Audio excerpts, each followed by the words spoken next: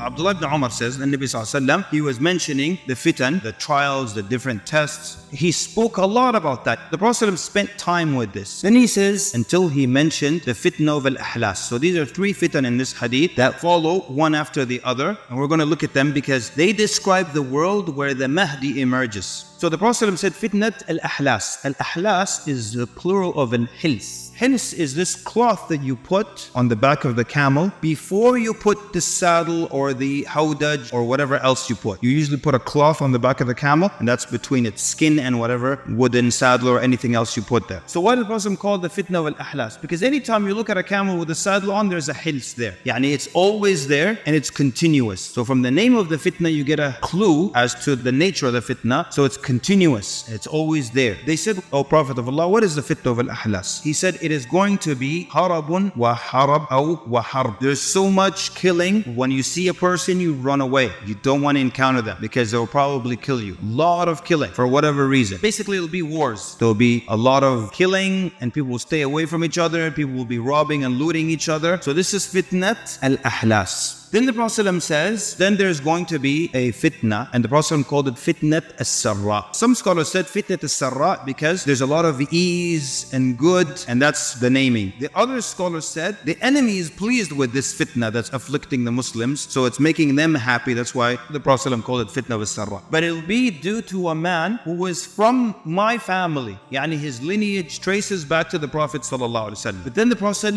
distances himself from him. He says, but he is not from me. He is from me, but he is not from me. Meaning, he is from me, but because of his behavior and his lack of righteousness, I am distancing myself from him. So he's not from me. And he says that my close friends are al-muttaqun, the people who have taqwa. Then people will unite under a man, kawarikin ala dila. This is an expression to show lack of stability. Yani he's going to be unstable. Then the fitna of ad-duhayma. Sometimes in English books, you'll find this translated as the little black fitna. But in Arabic, sometimes you use the diminutive form to show that it's big. So duhayma here doesn't mean the little black fitna, it means the big black fitna. It does not leave anyone from this ummah except that it afflicted him. And then it says every time you think it's over, it comes back again. A man will wake up a Muslim and by evening he'll be a kafir, until the people of the ummah Muhammad will split into two camps. A camp of iman in which there is no hypocrisy, and the camp of hypocrisy in which there is no iman. Which camp is the Mahdiyan? The iman camp, right? Then he says, when that happens, expect the Dajjal that day or the next.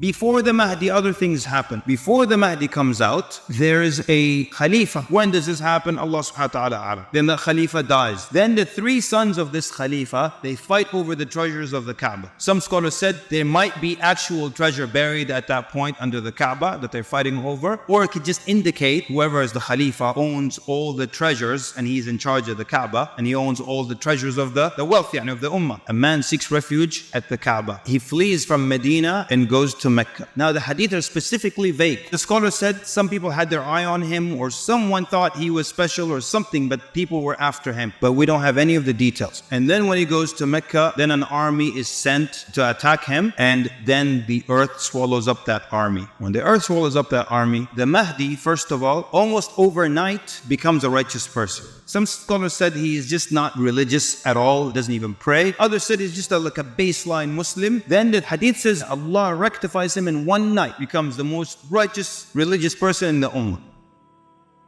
Let me just end up with this hadith. I'm just going to read it. It's a hadith from Sunan Abu Dawood. It says, when Bayt al-Maqdis is taken, Medina will become abandoned. And there are many hadith about the abandonment of Medina and how the Masjid al-Nabawi will become completely empty and deserted, and two wolves will come and urinate on the mimbar of the Prophet ﷺ. It's very heartbreaking, these hadith. When Medina becomes abandoned, there will be a great battle. This is the battle between the Muslims and the Europeans. Initially, it was the Muslims along with the Europeans as the allies fighting a common enemy, the hadith says. Then once that's over, the Europeans betray and turn on the Muslims, and then this is what they call Armageddon. These battles take place. And then Constantinople will be conquered, which is Istanbul. They see how mind-blowing this is? Istanbul is going to be conquered by the Muslims. Istanbul is going to be conquered by the Muslims in the future. So that means we lose Istanbul. The point is, Constantinople will be conquered. And when Constantinople is conquered, the Dajjal will appear.